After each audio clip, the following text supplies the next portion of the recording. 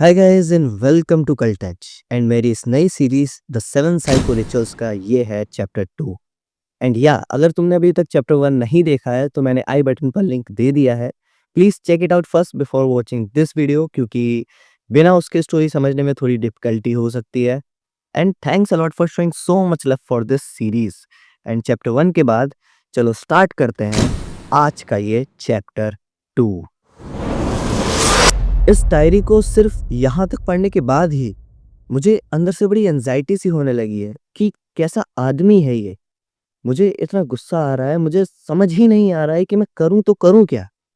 और मुझे बस इमेजिन करके ही शिवर्स आ रहे हैं कि इस आदमी ने मेरे डैड के साथ क्या किया होगा।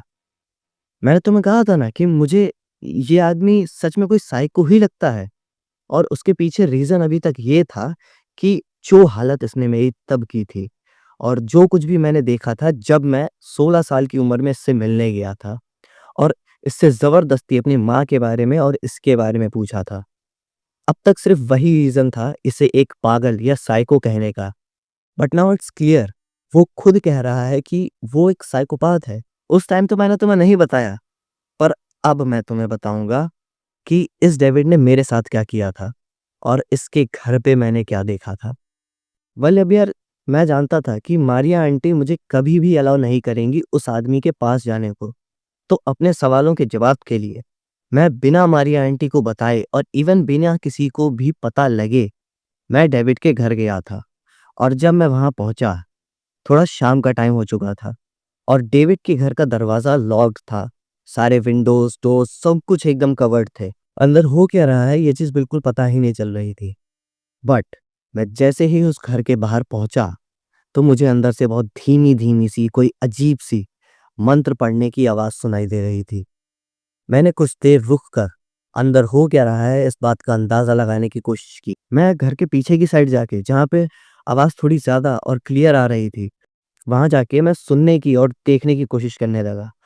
और अब मैं पीछे की विंडो, जो कि ऑलमोस्ट कवर्ड थी, बट लकीली एक हल्का सा पॉइंट था जहां से अंदर का थोड़ा बहुत दिख रहा था, तो उसी से अंदर मैंने देखा कि वो आदमी एक अजीब सा लॉन्ग ब्लैक कोट और एक हैट पहना हुआ है। और शायद वो वही कोट था जो डेविड ने बताया कि वो हर बार रिचुअल करते टाइम पहनता है। और मैंने देखा डेविड के घर के अंदर एक अजीब सा हिडन दरवाजा टाइप कुछ है जिसके थ्रू वो नीचे जा रहा है। और बहुत ही ज्यादा ध्यान से सुनने पर नीचे से कुछ जानवरों की आवाज और डेविड के वियर्ड सी लैंग्वेज में कुछ मंत्र पढ़ने की आवाज सुनाई दे रही थी। मैं बस चुपचाप से सुनने की कोशिश कर रहा था कि डेविड अंदर कर क्या रहा है। लेकिन इतने में मुझे ऐसा फील हुआ कि जस्ट मेरे पीछे कोई खड़ा हुआ है। मैं काफी डर भी रहा था, तो मैं एकदम हड़बड़ाते हुए पीछे मुड़ा और तब मैंने देखा कि डेविड वही लॉन्ग ब्लैक कोट और हैट पहनकर मेरे पीछे खड़ा हुआ है। पर उसका जो हाथ है वो ब्लड से पूरे सने हुए हैं और इनफैक्ट उसके चेहरे पर भी काफी सारा ब्लड छिड़का हुआ था। और डेविड ने अपने एक हाथ में एक बड़ा सा नाइफ और अपने दूसरे हाथ में एक मरे हुए कुत्ते का सर पकड़ा हुआ था। इससे पहले कि मैं चिल्ला पाता, डेविड ने मेरा मुंह और गला बहुत कसकर पकड़ लिया और घसीटते हुए मुझे सीधा घर के अंदर लेकर आया और सीधे मुझे उस बेसमेंट में ही ले गया। और तब मैंने वहां देखा कि डेविड कोई तो अजीब सी पूजा कर रहा है या रिचुअल कर रहा है, जिसमें उसने 3 डॉग्स की बलि चढ़ाई है और तीनों डॉग्स की डेड बॉडी उसी बेसमेंट में ब्रूटली पड़ी हुई है। उस बेसमेंट में इतनी गंदी बदबू आ रही थी कि मैं तुम्हें बता ही नहीं सकता। और अब डेविड ने मेरे दोनों हाथ और पैर एक लकड़ी की कुर्सी से बांध कर मुझे बैठा दिया था, जिसके बाद मेरे मुंह के अंदर उन मरे हुए कुत्तों में से किसी एक की हड्डी उठाकर मेरे मुंह के अंदर डाल दी और अजीब तरीके से किसी कपड़े के थ्रू बांध दिया, जिसकी वजह से मेरा मुश्किल से ही बोल पाना पॉसिबल था, जो कि क्लियर सुनाई भी नहीं दे पा रहा था। तो ऐसे में चीख पाना तो इम्पॉसिबल था।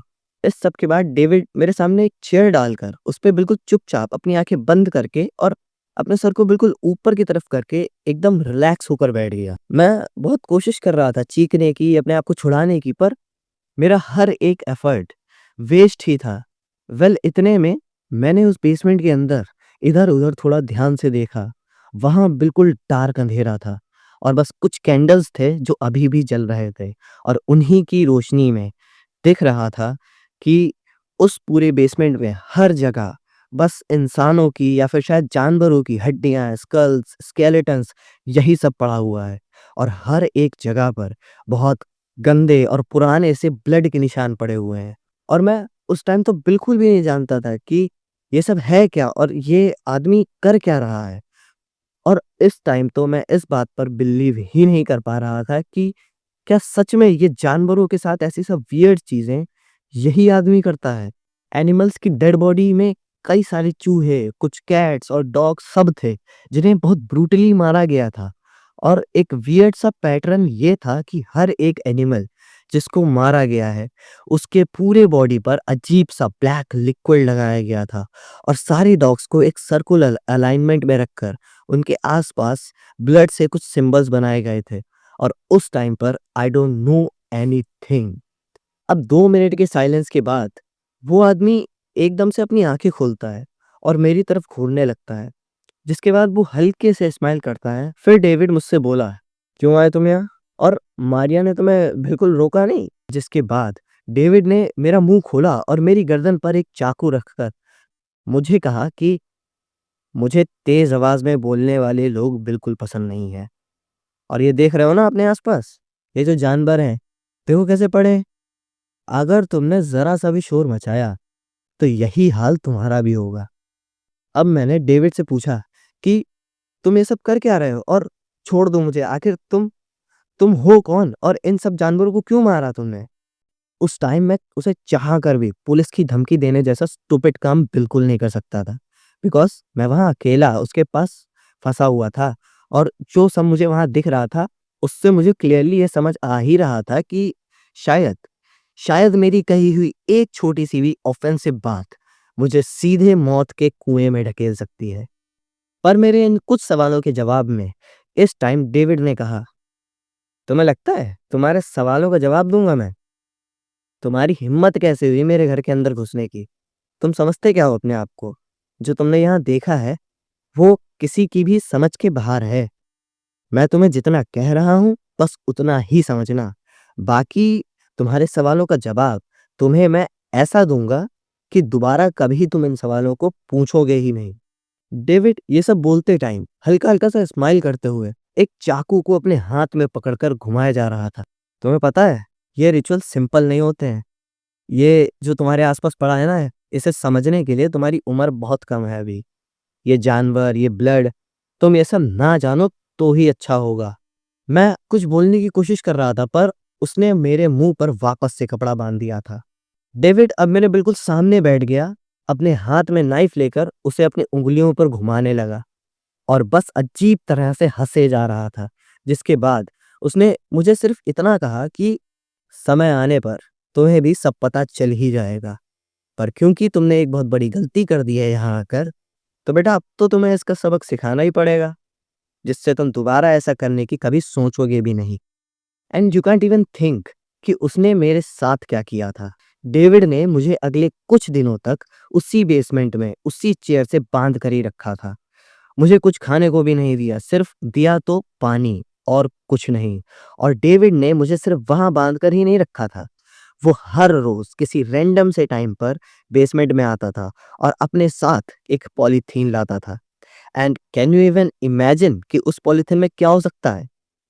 ध्यान से सुनना। उस पॉलीथीन में अनगिनत कॉकरोच होते थे, जिन्हें जिन्हें वो रोज मेरे सर के ऊपर डाल देता था और वो कॉकरोच मेरे पूरे बॉडी पर, इवन मेरे फेस पर, मेरे आंखों पर रेंगते रहते थे, ना जाने कितनी देर तक। और एक आग की छोटी-सी अंगीठी में जलता हुआ कोयला डालकर वो मेरे पैरों को बहुत देर के लिए उस अंगीठी में डाल देता था, जिससे मेरे पैरों के अंदर इतने डीप गड्ढे हो चुके थे, पूरी स्किन ही गायब हो चुकी थी। सीधे हड्डियाँ दिखने लगी थी। अजीब-सा व्हाइट लिक्विड निकलने लगा था, जो यूजुअली बहुत गहरी चोट लगने पर निकलता है। मैं चीखता था, रोता था, पर वहाँ कोई भी नहीं था जो मुझे उस हैवान से बचा पाता।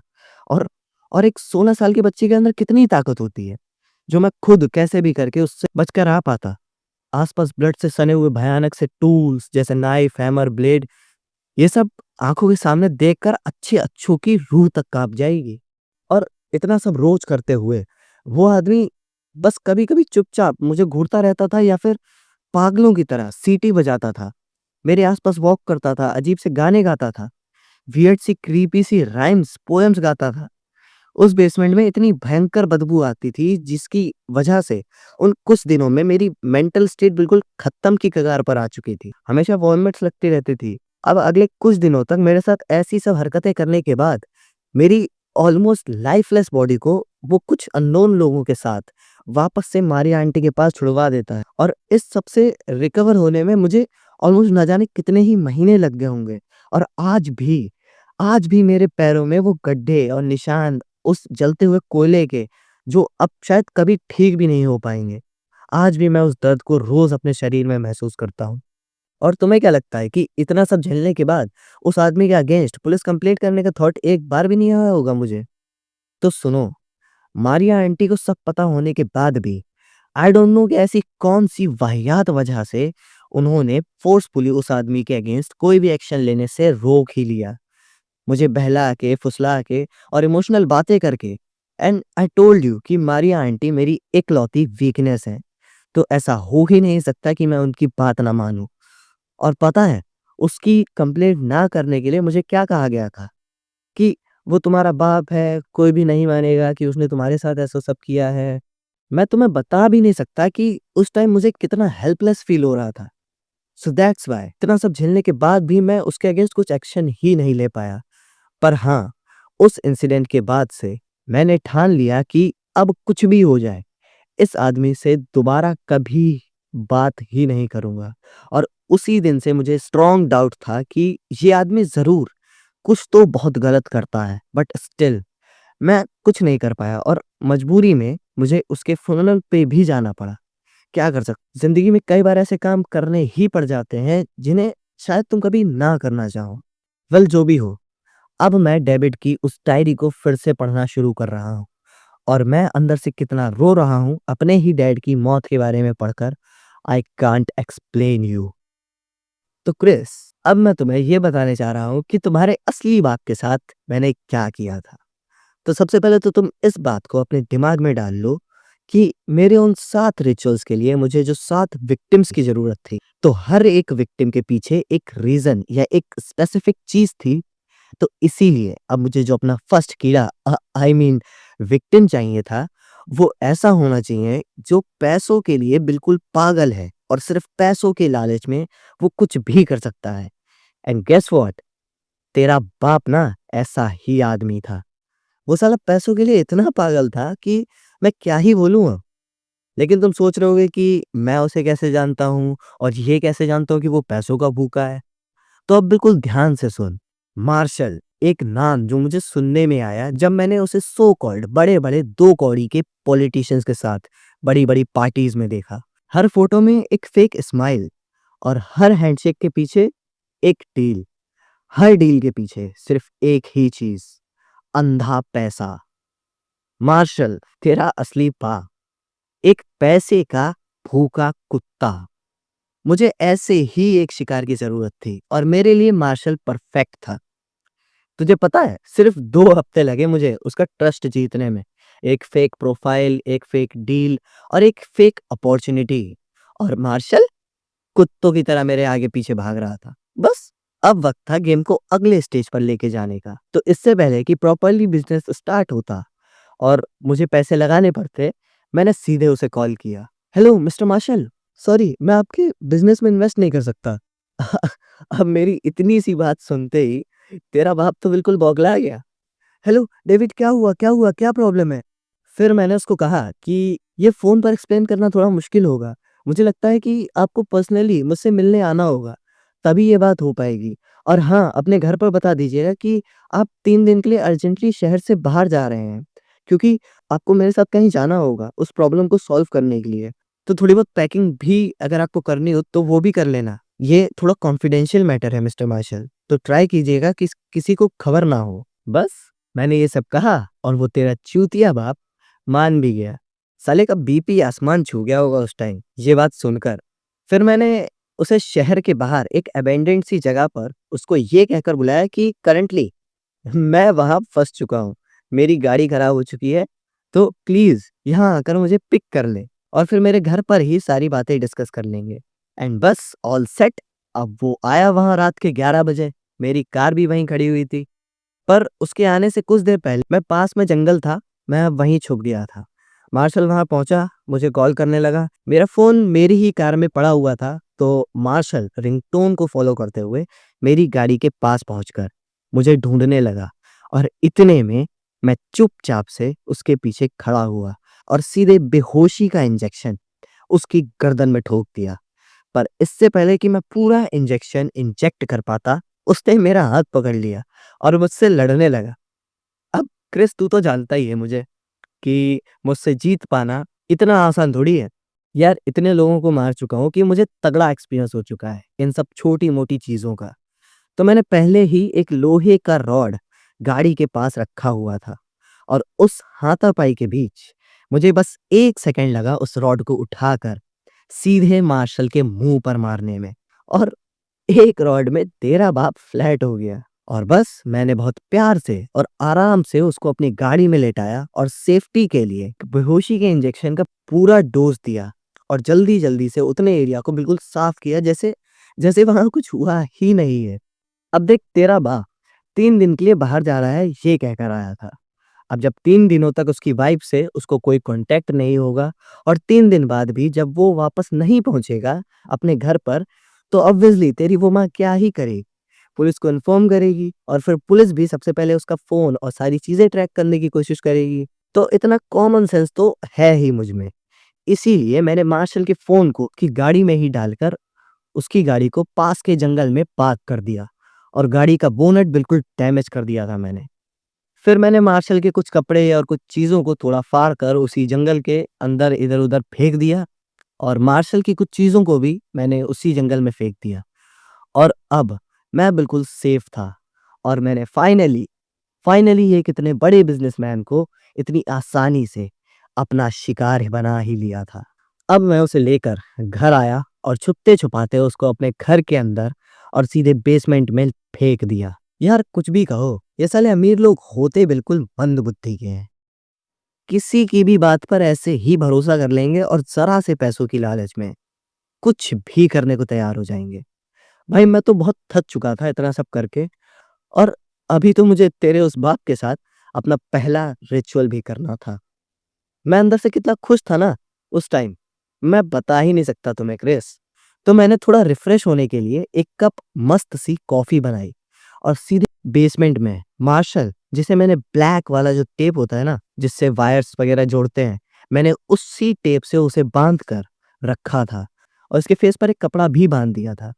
तो मैंने कॉफ़ी बनाई और सीधा उसके सामने जाके बैठकर आराम से कॉफ़ी एन्जॉय करने लगा। मार्शल को अभी तो बिल्कुल भी होश नहीं आने वाला था। तो मैंने कॉफ़ी पी और आराम से बेसमेंट को लॉक करके अपने रूम में जाके थोड़ी देर रेस्ट करने लगा।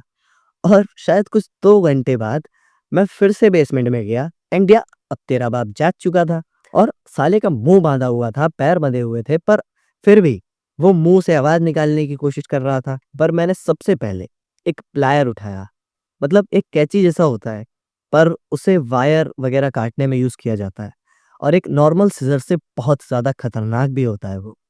मैंने वो उठाया और मार्शल की एक उँगली को पकड़कर उसको उस प्लायर के बीच में रखा और फिर मैंने उसका चेहरा अनकवर किया। वो तुरंत चीखने लगा और क्रिस तू तो जानता ही है, मुझे लोगों का तेज़ आवाज़ में बोलना बिल्कुल पसंद नहीं है। तो उसकी इन चीखने की आवाज़ों को बंद करने के लिए मैंने सीधे उस प्लायर से उसकी एक उँगली को ही उड़ा दिया और तुरंत उसके मुँह में कपड़ा ठूँस दिया। फिर मैंने उसको कहा कि अगर तू दोबारा चीखा, तो तेरी बाकी की सारी उँगलियाँ भी काट डालूँगा। इसलिए बिल्कुल चुपचाप से मेरी बात सुन। रिलैक्स मिस्टर मार्शल, तेरा काम यहीं तक था। अब जो भी होगा वो मैं करूँगा। अब तेरे बाप ने कहा कि क कहाँ हूँ मैं? उस डील का क्या? अबे मार्शल कुछ तो शर्म कर ले। साले पहले अपने आस-पास देख, तू है कहाँ? अब तो कम से कम पैसों का पीछा छोड़ दे। तेरी इन्हीं हरकतों की वजह से मेरा विक्टिम तू बना है। मार्शल बोला तुम चाहते क्या हो? छोड़ दो मुझे प्लीज़। और तुम तो एक बड़े बिज़नेसमैन हो ना। बिज़नेसमैन? अबे काहे का बिज़नेसमैन? मैं कोई बिज़नेसमैन नहीं हूँ। मैं हूँ डेविड द साइको। और छोड़ दूँ तुझे? अबे चूतिए, इतनी मेहनत से मैं तुझे अपने पहले रिचुअल के लिए यहाँ तक लेकर आया हूँ और तू सोच रहा है कि मैं तुझे ऐसे ही छोड़ दूँगा? पागल! फिर मैं उसके मुंह को फिर से बांधकर रिचुअल करने के लिए तैयार होने अपने रूम में गया और जस्ट आफ्टर ऑलमोस्ट 5 मिनट्स मैं वापस से मार्शल के पास गया और क्रिस, अब तू तैयार हो जा ये सुनने के लिए कि तेरे बाप के साथ अब क्या क्या हुआ था। बस बस रोना नहीं यार, और थोड़ा ध्यान से पढ़ना अब इस डायरी को, क्योंकि यार अब तेरे ही बाप की बात कर रहा हूं मैं। तो मैं वापस से बेसमेंट में पहुंचा और अब टाइम था मेरा वो रिचुअल करने का। सो इसके लिए मुझे उस पूरे बेसमेंट में एक डीप और डार्क अंधेरा और साइलेंस करना बहुत ज़रूरी था। मैं तैयार होकर बेसमेंट में आया, सारी लाइट्स और बेसमेंट का दरवाज़ा बिल्कुल बंद कर दिया और सबसे पहले मैंने तेरे बाप की जीभ काट दी, जिससे जिससे वो मुझे मेरे रिचुअल में डिस्टर्ब बिल्कुल ना कर सके। और फिर मैंने सीधा एक मंत्र पढ़ना शुरू किया और ये मंत्र मुझे इस पूरे रिचुअल करते टाइम बोलना ही था बिना रुके। और फिर मैंने सीधे एक नुकीले लोहे के औजार और हैमर की हेल्प से मार्शल के सर के बिल्कुल बीचों बीच छेद करना शुरू किया। और हर एक हिट के बाद मार्शल जो तड़प रहा था वो सच में बहुत मजेदार था। और पहले ही हिट में उसकी खोपड़ी से जो खून का शावर चला है, ओहो भाई, क्या ही कहना। फिर मैंने मार्शल के राइट लेग के अंगूठे को उसी सीजर से काटा। फिर सेटन के लिए और उस रिचुअल के लिए एक स्पेशल टेबल मैंने वहां सेट की और उस लकड़ी के टेबल पर मैंने मार्शल के कटे हुए अंगूठे को उसके सर से बह रहे खून में डुबाकर उसके ही खून से उस टेबल पर एक पेंटाग्राम बनाया। और अब तक वो मार्शल जो था ना भाई, वो किसी जाल में फंसी मछली की तरह फड़फड़ाए जा रहा था। और उसकी वो प्यारी सी आंखें जिनमें बस पैसों की भूख दिखती थी, वो आंखें बिल्कुल ऊपर टंग चुकी थी। खुला हुआ मुंह और उससे निकलता हुआ खून। That was so satisfying for me. और क्रिस, तुझे पता है इस रिचुअल में मुझे और भी बहुत सारी चीजों की जरूरत थी, जिन्हें मैं बहुत दिन पहले ही तैयार करके रख चुका था। तो मैंने उन्हीं सब चीजों में से गाय के स्कल्स उस खून से बने पेंटाग्राम के हर एक कोने पर रखना शुरू किए। और फिर मैंने पास में ही कुछ लकड़ियों को इकट्ठा करके उसमें आग जलाई और उस आग में सबसे पहले मैंने मार्शल के सर से निकलता हुआ खून डाला। और फिर मैंने एक एक करके उस मार्शल के हाथ और पैर तोड़ने शुरू किए। एक्चुअली एक आरी पड़ी हुई थी, मैंने उसी आरी से उसके हाथों को, उसके पैरों को काटा और उस टेबल पर उस पेंटाग्राम के जस्ट सेंटर में एक ऐसे अलाइनमेंट में रखा जिसे जिससे उसके वो कटे हुए हाथ पैर एक सीक्रेट सिंबल बना रहे थे। और एक्चुअली वो सिंबल सेटन का ही सिंबल था, या फिर कह लो सेटन के जैसा दिखने वाला एक छोटा सा स्टैचू मान सकते हो। तो मार्शल के शरीर से निकलता हुआ खून, उसकी स्मेल मुझे इतनी अच्छी लग रही थी कि मैं कुछ देर आराम से बैठकर उस स्मेल को फील कर रहा था।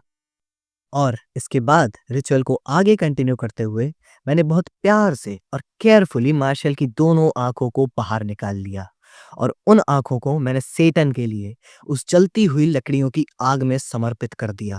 अब तक मार्शल तो मेरे इस खेल में बिल्कुल खो चुका था। अब तो वो बिल्कुल हिल भी नहीं रहा था। यार बढ़िया आदमी था ना, मुझे परेशान नहीं करना चाहता था। अब मैंने उस आरी से मार्शल की गर्दन को काटकर एक चाकू की मदद से उसके स्कल से खाल को खींचना स्टार्ट किया और फिर उसके स्कल को ऊपर से पूरा खोलकर मैंने एक सर्जिकल नाइफ से मार्शल के चेस्ट पर एक लंबा सा कट लगाया, जिसके बाद बड़े आराम से उसका वो लाल लाल दिल, जिसमें सिर्फ धोखाधड़ी भरी हुई थी, मैंने आराम से उसका वो दिल बाहर निकाला और उसके स्कल में उसी के दिल को रख दिया। जिसके बाद मैंने उस स्कल और मार्शल के दिल को सीधा उस आग में डालकर सेटन को समर्पित करते हुए एक मंत्र बोला।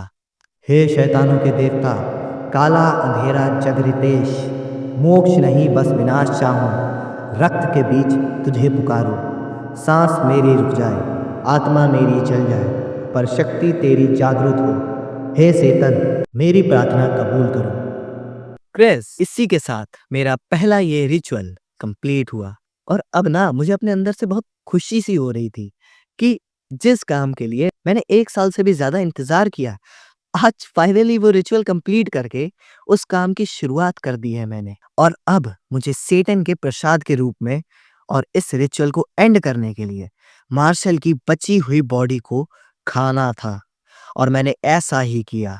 उसका चेस्ट वाला हिस्सा जिसके अंदर मैंने कट लगा के उसका दिल निकाला था, उसी हिस्से को मैंने उस बेसमेंट में बिल्कुल शांति से बैठकर धीरे-धीरे खाया।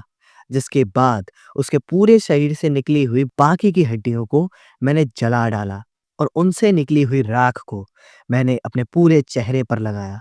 और अब उस बेसमेंट की दीवारें तो जैसे मुझसे ये कहना चाह रही थी कि देखो, कैसे सेटन ने मेरी ये पहली भेंट एक्सेप्ट कर ली है। मैं बहुत देर तक उसी बेसमेंट में बिल्कुल शांति से, हल्की-सी मुस्कुराहट के साथ बैठा रहा और बस सोचता रहा कि अब कैसे धीरे-धीरे मैं बाकी के बचे हुए 6 रिचुअल्स करके सेटन की शरण में चला जाऊँगा। और और फिर मुझसे भिड़ने वाला दुनिया में कोई बचेगा ही नहीं और मैं पूरी दुनिया को अपने कंट्रोल में कर लूँगा। अब थोड़ी देर बाद मैंने उस बेसमेंट को अच्छे से क्लेंज़ किया और बेसमेंट को अच्छे से बंद करके मैं सीधे अपने कमरे में जाकर अपने फ़ोन में एक काल्म और शांत सा म्यूज़िक सुनने लगा। I was feeling too good at that moment. मेरी खुशी मैं बिल्कुल एक्सप्रेस ही नहीं कर पा रहा हूँ यार। अच्छा वैसे क्रिस, ये बता कि तुझे कैसा लगा ये सब जानकर? आई रियली होप कि तुझे मज़ा तो बहुत आया होगा ना अपने ही बाप की मौत किस तरह हुई ये सुनकर। और अब तो तू साला कुछ कर भी नहीं सकता। देख ना तो तू पहले मेरा कुछ उखाड़ सकता था और ना ही मेरा अब कुछ उखाड़ सकता है क्योंकि उसके लिए तो तुझे भी मरना ही पड़ेगा ना दोस्त। अब बस 2 ही दिनों में तेरी माँ बिल्कुल बौखला गई। पुलिस कंप्लेंट हुई और पुलिस ने थोड़ी बहुत इन्वेस्टिगेशन की, उसका फ़ोन वगैरह ट्रैक किया और फिर जहाँ पर मैंने उसकी गाड़ी को पार्क किया था, वहाँ पुलिस पहुँची, आस-पास थोड़ी इन्वेस्टिगेशन की। उनको मार्शल के फटे हुए कपड़े ही दिखे थे। जिसके बाद फाइनली तेरे उस सो कॉल्ड बहुत बड़े बिज़नेसमैन बाप के केस को ये कहकर हमेशा के लिए क्लोज़ कर दिया गया कि जंगल में जंगली जानवरों ने उसे खा लिया है। अब ये बात तो तू भी जानता है कि ये बात कितनी सच है। अरे मैं भी तो यही मानता हूँ कि आखिर तेरे बाप को जंगली जानवर ही खा गए। अब तो तुझे ये सब बताकर मुझे कितना अच्छा फ़ील हो रहा है कि मैं क्या ही बताऊँ तुझे। पर तेरे बाप के साथ रिचुअल करके खेल तो अभी शुरू हुआ था मेरे दोस्त। और अपने दिल को थोड़ा सँभाल कर रखना क्रिस, क्योंकि अब तुम्हारा दिल सीना फाड़ कर बाहर आ जाएगा, जब तुम्हें मेरे अगले विक्टिम के बारे में पता चलेगा। तो अब गौर से सुन, मेरा वो अगला विक्टिम और कोई नहीं, बल्कि तेरी माँ ही थी बेटे। पर अब तो तू ये सोचेगा कि तेरे बाप के साथ रिचुअल मैंने इसलिए किया क्योंकि वो पैसों का भूखा था। तो ऐसे ही मेरे दूसरे विक्टिम का भी ना एक स्पेसिफिक रिक्वायरमेंट था और तेरे बाप के मरते ही मुझे वो क्वालिटी तेरी माँ के अंदर दिखी और बस मैंने अपना काम शुरू कर दिया।